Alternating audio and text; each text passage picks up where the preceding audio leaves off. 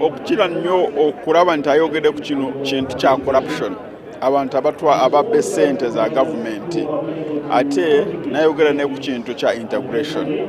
Ebyo ebintu bikulu nnyo kubanga bw'integratinga tufuna akatale. Abannayuganda nammwe abakozi ba gavumenti ne ba politician okulaba nti obubaka buno Pulezidenti bw'atuwadde tubutwala nga kintu kikulu nnyo, tubufumiitirizeeko naye ate n'okubuteeka mu nkola. Najjayo ekintu ky'enguzi, nze ekyo bwakyogedde naye bamuzeeyi ne bwadda mu State House tewali buzibu bwonna because enguzi erina okwogerwako ate ekolebweko. Kirungi nnyo omuntu okuvaayo ate n'akwata mu taxpayers money. So nga Pulezidenti bwakyogedde bw'ajja kuba crashinga, naffe tujja mulinda tulabe nga bwagenda kitambuza, ffe tujja muyambako, naffe tukyalimu okutya kubanga zaabyogerako emirundi mingi naye nga ebikola biba bitono.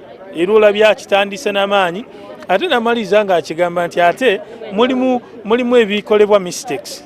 Kati awo ne tubeera nga essuubi n'amaanyi ge tubadde tufunye ng'ate atuzizaamu emabega. N'okufuna okusituka tulwanyise corruption mu Uganda.